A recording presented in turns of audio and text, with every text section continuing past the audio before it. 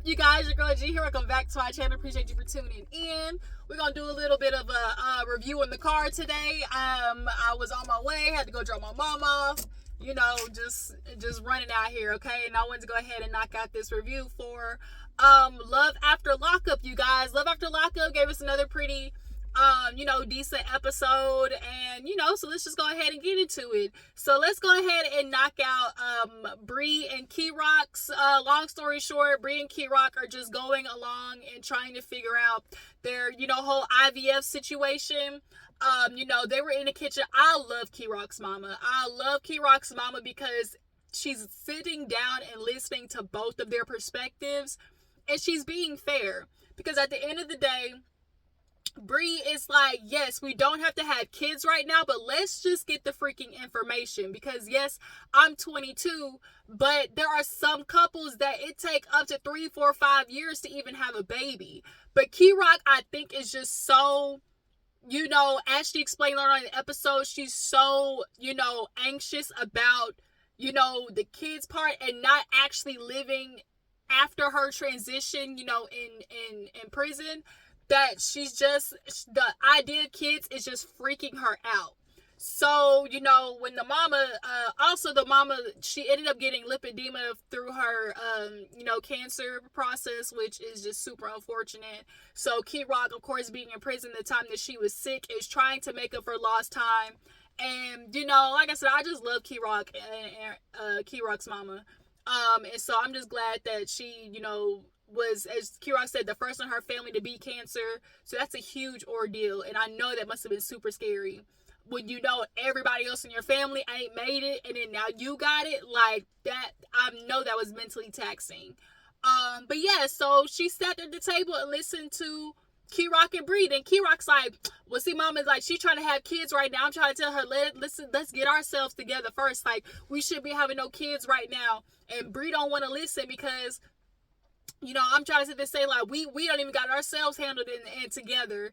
And the mama's like, I get what you're saying. They all don't need kids right now, but it don't hurt to get the information. Like, it's never bad to get information at all, because at least you know the steps. So they ended up going to the doctor, and the doctor was the same one that,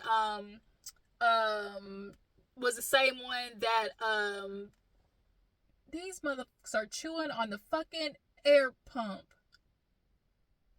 for the air mattress. God dang, dogs. I tell you, dogs sometimes just, ooh, dogs. You love them and hate them like your kids sometimes. And I ain't even got kids, but I know that's how y'all feel. I'm gonna speak for y'all. Y'all don't want to say it, but y'all know y'all hate y'all kids sometimes. But yeah, so they go to the doctor's office and, sit down. And basically, he explains to Kerok, look, you are going to have to come off of, your transition meds for 3 months. And then in order for the eggs to be released, and then once your eggs are released, you will go through 3 weeks of, I guess, basically just trying to get good healthy eggs, or you have to come off first of the testosterone to get your body back ovulating, and then they inject the medicine once you're ovulating to help reproduce multiple eggs, essentially, or good egg quality. That's the hope. And the minute Kerok, the last time she freaked out, because the minute she heard, oh, I gotta go off, like, it freaked her out, because at the end of the day, she really hasn't been transitioned that long. She just transitioned, like, in jail. So in her mind, she's like, dang, can I live, like, as my true self first? And so Bree was like, sorry to cut you off, Kerok, but at the end of the day, like, isn't it better to, do it earlier because of the eggs? And he basically explained, like, yeah, like, you don't have to have the babies now, but at least have the eggs, create the embryos, and have them on hold for when you're ready. It was an emotional thing for, because he just keeps saying, like, Bree don't understand, and which I can get, like, when you're telling somebody they have to go against what their mind is saying, like, I feel like a man, and to have to create a feminine moment, the most feminine moment, is, I'm sure, like, it's a mind, and so for him, when he explained it, as it's like, dang, I haven't been on the outside world been able to live as a transition man on the outside world, and I'm just trying to adjust to that, you know? And so he's like, so Bree keeps trying to put this on me, but like I ain't even think about no damn kids right now. And like that's fair, but like like Bree said, like if you want kids that are your biological kids, that's the sacrifice you understand you're gonna have to make, point blank period. And so the doctor was, you know, just basically reassuring Kerok, kind of find out Kerok had a twin brother in the womb that passed away. And so hopefully, they figure it out. But Kerok is stubborn, point blank period. Moving on, so we got Chelsea and Mikey, I think it is Chelsea, I know, who is deaf. She ended up meeting the daughter last episode. I didn't get a chance to review last episode, but long story short, she met the daughter. The daughter loved her. She's trying to learn sign language. It was a really good meeting. She was nervous about it because being deaf, you're different. And so you worry about, is she going to like me? All that type of stuff like that. But they got along really, really well. So after meeting the daughter, he goes downstairs and talks to the baby moms. We don't know who the baby moms is, but Chelsea obviously is concerned. Like, she don't want baby mama drama. She don't want to be worried about, him possibly getting back with the baby moms. It's a whole ordeal. So he basically goes upstairs and is like, let's go out to eat. She like, how? We broke. And he's like, my sister, is going to give me money. And so she's like, oh, so you're going to take me on a date with your sister's money? And I was like, damn, like, when she said it, so she's like, your sister's money going to take me on a date? I was like, ooh, like, god dang, like, okay. But she was like, I'm so prideful, like, I don't like asking for help. And so they go out to eat, and nonetheless, he's trying to talk to her and kind of get the, the intimacy going, because long story short, man been locked up. He ain't seen no punani in a minute, okay? So he trying to think, like, how I'm gonna get some. And so he's like, what is it? He's asking, like, what is it? And then they did have the conversation about her, he's like, have all your boyfriends been deaf? And she's like, no, they've all been hearing men. Basically, hearing men, the D is better. Like, it's just better at the end of the day. So he's like, oh, he's like, I can't wait to, hear what you sound like. And I know that's an insecurity for her because she said, she's like, I don't know what I sound like.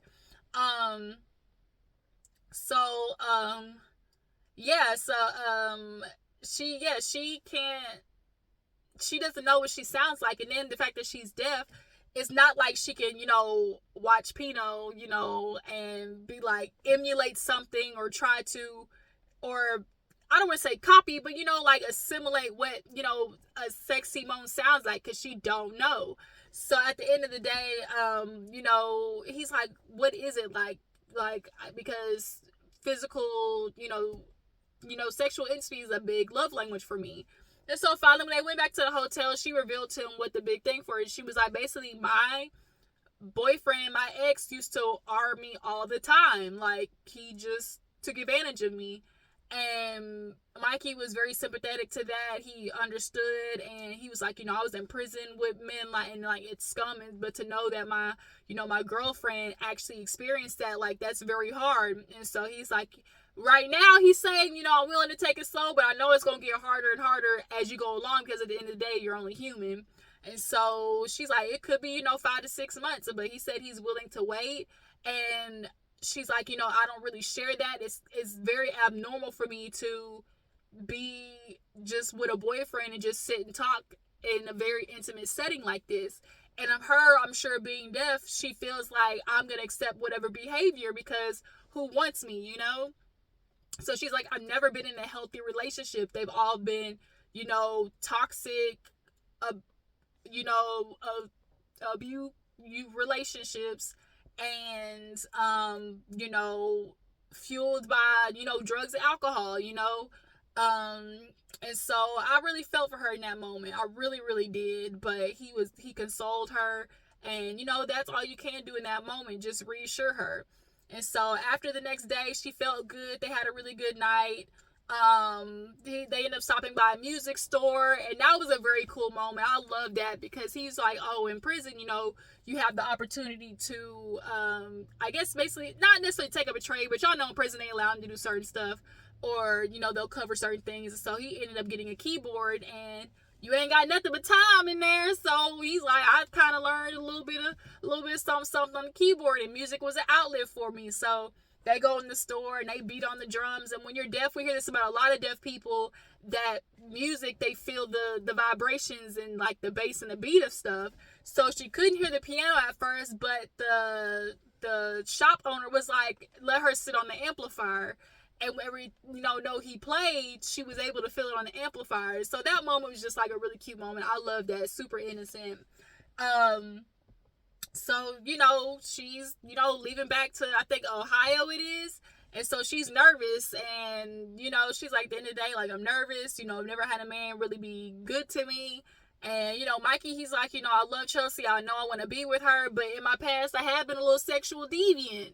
And that's not my intention to do that this time. But obviously it's like, a lot of men, it's like, I want to do good and I have every intention of doing good, but we're only human, and we go back to what is comfortable for us. And what's comfortable for a lot of these prison inmates is go right back to being a man whore, like, really, really, really and truly. But I do have hope for him. Like, I do see something in him that is a little bit different than most who get out of jail on this show.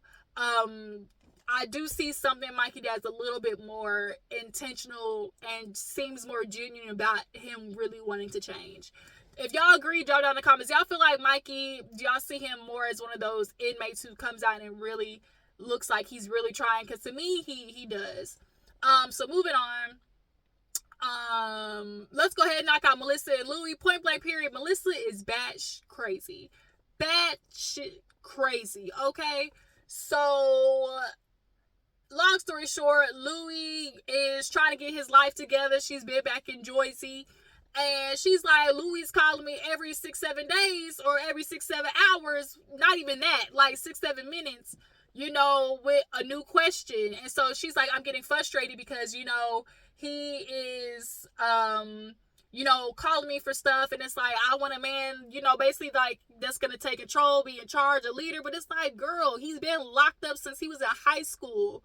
Like, was it high school? Or like mid 20s or something like that. Like, he can't be a man. He don't know how technology works. He's calling her, trying to ask how to open up a bank account and transfer money. And she's like, bro, go read the instructions. And it's like, girl, this is what you decided to get with. And your family tried to warn you, but you were so stuck in that fairy tale of getting with hot Louie, from high school. And that's what happens with a lot of women. Y'all get lost in the fairy tale. Y'all feel like all the good is just gonna erase reality of the hardships that you have to go through in a relationship. And it don't. I'm here to tell you, ladies, it don't. Y'all always want to think of just all the good that's gonna happen. But that's not reality. It's just not. It's just not.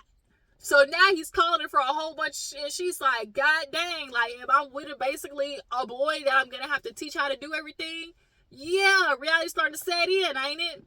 So she's concerned because at the end of the day, she's like, Louie, he's just going to what's comfortable. Like, he's back working at the pizzeria. He's living at his mom's house, He got called about the teeth and whatnot. And so he's like, think of it as an investment. I promise I'm going to give, it's an investment. I'm going to get it back or whatever. And so she's like, yeah, right. Or something like that. She be making some slick ass comments that I do not like. Like, Melissa got a rowdy ass, a reckless mouth, and I do not like it. Like, you could tell, typical Jersey girl, she's used to just the toxic ass relationships that these Jersey boys be having. If you know what I'm talking about, we all remember Sammy and Ronnie from Jersey Shore. What that looks like. That's what Melissa's used to. And Louie actually is a very mild-mannered guy. And so, also, I think she feels like she can beat up on him because she is helping him. And he is an ex-convict. She feels like, he should be lucky to be with me a little bit. And also, she clearly has a lot of insecurities. So, when she makes little comments like, oh, do I really want him to be confident? Like, do I? And it's like, yeah, but do I? Like, because she has insecurities, she wants to beat him down too, point blank period. So, he thought he was doing something good by getting a car. And she was like, yo, what did you, like, why didn't you call me? He was like, well, you complain about me always calling you and me not, being a man. So I went out and made a decision. So she's like, you got $4,000 on your teeth and you spent your last money on getting a car. Well, I mean, at the end of the day, like, he do need transportation, Melissa. And I do agree, like, just because the salesman told you it's a good car, don't mean it's a good car. Like, that's the only thing. I'm with you when you're right. And so I'm hoping he did get a good car. And it's not a hunk of junk, Melissa. You really need to stop taking shots at him. Like, I don't like that she be doing that. She be talking to him all out the side of her neck. But yes, he needs to be independent. Get a car so he has transportation. That is a manly thing to do, Melissa. Like, give him a little bit of credit when he do deserve it. Point blank, period. But like I said, she had in her mind that he was going to go out and just get stuff and become this, that's a saying, that fairy tale that these heifers be living in. He's an ex-convict. You think he's going to get hired at these good-ass jobs? No. So in the meantime of him looking for other jobs, like, it don't make no sense not to make no money. Of course, he should be looking for other jobs in the process, but if I got a bird in the hand, I don't shoot for two in the bush, as they say. So yeah, Melissa cracked out. She goes with her sister to the spa, and she's like, I don't want to say that my family was right because I just don't want to hear I told you so. She's like, reality's starting to set in that, I was maybe, stuck in the fairy tale of Louie, high school Louie. And so when she was sitting with her sister, where they look very much alike, she was like, so how's it going? She's like, I'm just stressed right now. I haven't been, been able to spend no money on me, because she's like, right, because you've been spending it on Louie. And she's like, yeah. And so she was like, so reality's setting in. She's like, I don't want to say it like that, but like, yeah, like, maybe there is more problems, and stuff that I just wasn't, really thinking about. So when they get into the masseuse thing or whatever, they start talking about him being an addict. And come to find out, the sister was dating an addict as well. And to hear that, girl, Melissa, you watch your sister go through it literally to the worst of the worst option. Her man died from an overdose. So the fact that you watched that and still picked a man who was an addict, Melissa, you are hard-headed as finnuck. Okay? I can't believe to hear that is crazy. So,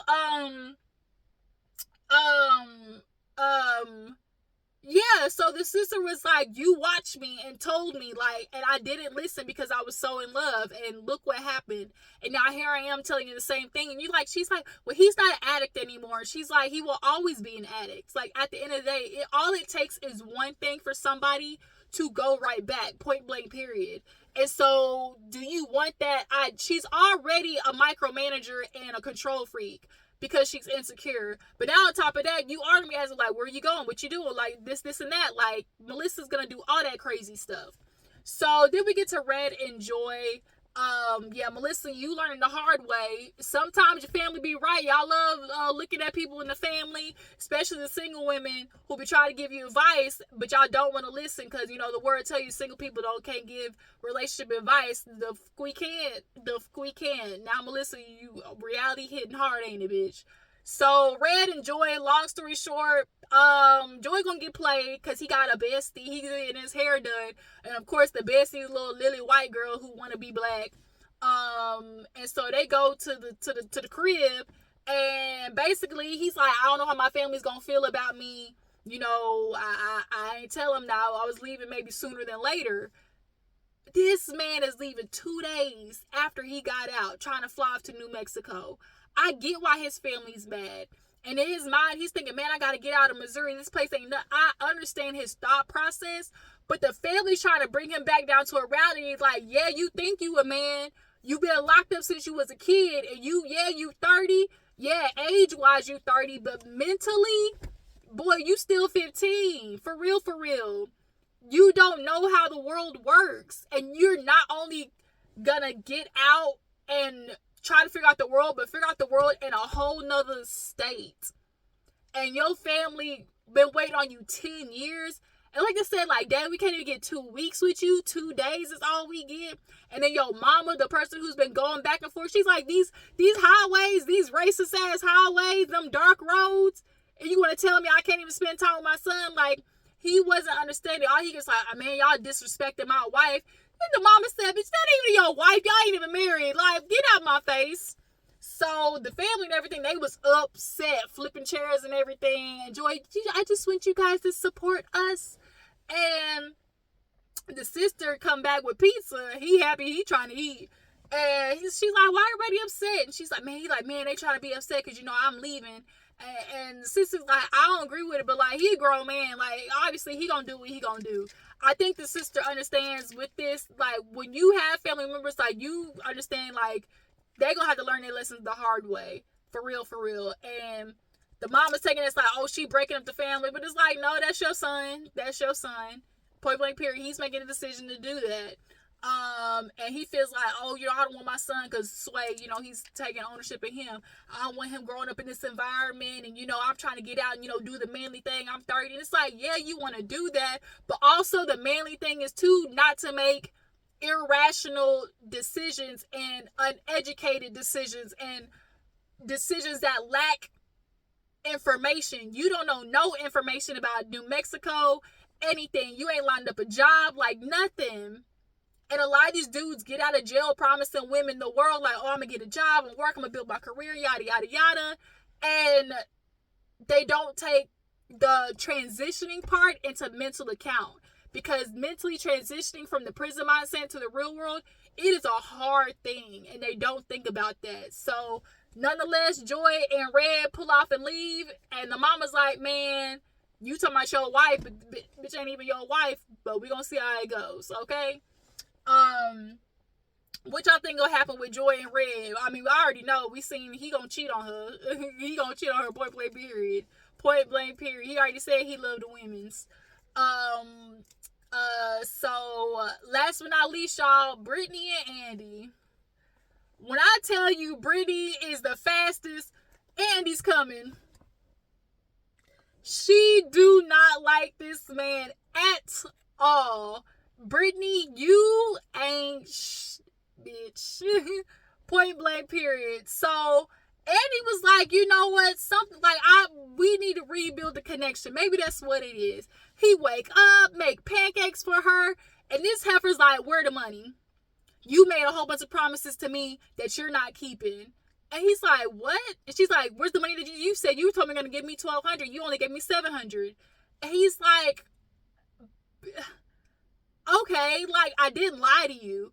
And it's very clear that all of her past traumas are just popping up hardcore.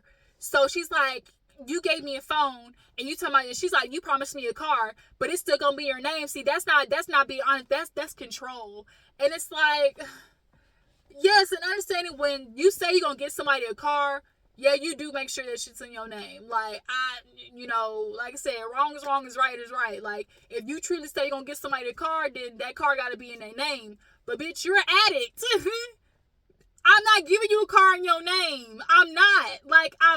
I'm sorry. Like, I gotta look at both sides. Like, Andy also has to be cautious, because like you're an addict. Point blank period. I can't just put a whole bunch of money in your hand and put a car in your name, and like, I can't do that. No. But she keeps trying to make it about him not being trustworthy, and him. She's doing everything she can to make him look bad, so she doesn't feel and look like the asshole that she is, which is, you played him. You got a man to send you money while you was inside. You might have thought he was a little more attractive on the inside, but then when you got out and then saw him in person, and then look what he was shaped like, you was like, never mind. I return the sender. You know, I need the Uno reverse card. And then this man bought a house and everything. Like, girl, you are playing in this man's face. And Andy he said, I'm being to it. Like, point blank period. So she's like, oh, you talking about you're a liar. You talking about, oh, fraud this and money that. And she was like, show me. So he showed her the bank account. So she's like, if you got it, then let's go to the bank. So they go to the ATM. And when they go and get in the car, he's obviously pissed off. And so she's like, are you okay to drive? He's like, girl, get in the car. I mean, I'm just checking because, like, you're very agitated and I can't be in the car when somebody's agitated. He was like, if you don't get in the car, like, please get in the car. So she's like, I'm just checking. He's like, girl, get in the car. So she gets in, and so she's like, you're very frustrated, you're very angry, and it's just making me feel like not safe. He's like, but it's very clear she's been in abusive relationships in the past. It's obvious. It's so obvious. And so when she sees a man that's frustrated, it probably brings up a lot of triggers for her, which she said, actually. So they go to the ATM, they pull out the 500, and then this heifer trying to, she knows she feels and looks stupid because he got the money out. So she tries to make a joke to try to, like, lighten up the air. She was like, she's like, it's not all 500. And he was like, she's like, just kidding. It was a joke. He was like, nah, you're the liar. She's like, well, it was a joke. Like, no, bitch, don't try to joke right now. Don't try to joke right now. Like, you know what you're doing. Like, now that he actually gave you the money, you look like an asshole and you know it. So they get to the house. She leaves the phone in the car. She's talking to the producers like, I don't want to be here, but I don't have a plan B lined up. So the fact that you didn't have a plan B lined up, bitch, is showing us that you really were depending on everything that he was giving you to be, as she said, like, she's like, I'm not on paper, but, you know, basically, like, she's not on parole or probation or nothing like that. But, you know, she had her mindset on all the things that she said that he said that he was going to give her. And that's what she was going to use to propel her, essentially. The fact that she didn't get the car up front, the fact that she getting all the money up front, now she's thinking, what the fuck am I going to do? Because she probably had plans, like, to sleep in that car. She's going to live in her car for a little bit, live off that money for a little bit, you know, get a job and all. Like, she had plans with everything that he told her. But the fact that she didn't get it up front, now she want to have a pissy-ass attitude. And no, girl, like, you played yourself. Like, I'm sorry, bitch, no. And so Andy's on the couch like, I'm being with. So she goes get all her stuff. And so he's like, just tell me what's going on. She's like, right now I'm getting my stuff because I feel uncomfortable. Bitch, lay it out. You don't want to be with him. Like, you're playing right now. So this daughter ends up calling. And she's like, why can't I reach my mom? He's like, I mean, he didn't know that she left the phone in the car. She's like, basically, right now, I have nothing. You know, you got the money from him, and now you ready to dip. Like, you used him, Brittney. Point blank, period. So now she's outside trying to get a phone from a stranger. And the daughter trying to reach, but can't because she left the phone in the car. Because she's like, that ain't mine. You know, I can't do nothing with that. So the daughter's like, well, tell her to turn her phone on. And he's like, okay, but he basically told Darla everything was okay, and it wasn't, because your mama over here acting like a straight up asshole. And now he's upset because it's like, he's like, I don't even care about the money. He's like, but I'm just lost. Like, the man didn't do nothing. Like, Brittney, like, come on now, let's not.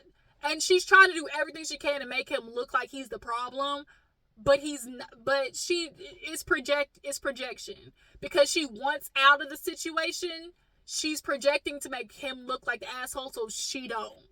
I know I'm trying to look like the gold digger, but you know, I'm not the gold digger because I'm asking for all the things that he promised me. Like, girl, you've been out 2 days. Are you kidding me? Are you kidding me? I'm supposed to give you the car straight up front when you get out? Oh, hell no. I'm sorry, no. Because at the end of the day, you do proceed with caution with somebody because of shit like this. And so now, you know, she outside looking for a getaway scheme. But like you said, you didn't have plan B. So now look at you. Look, that's what your ass get. Andy, I hate to say your family did try to give you a little bit of, they told you so, but you know, a lot of these people, they gotta learn the hard way. So that was Live After Lockup, you guys. It seems like on Life After Lockup, we're gonna get Bree and Kerok. We're also gonna get Melissa and Louie. So what y'all think about this season of Love After Lockup? What you guys think about Brittney? Is she right about Andy possibly trying to be controlling? I feel like no, because she's been in previous relationships, and so she's just super sensitive to men. Like, girl, you got your shit to work on. Chelsea and Mikey, do you feel like they will go the distance? You guys feel like Kerok is selfish and a little bit stubborn? I feel like that's all the couples. And what you guys think about Melissa? Is she the bad shit crazy one in the relationship or no? I appreciate y'all for tuning in. Y'all make sure to follow me on Instagram and Twitter, and I'm gonna catch you guys later.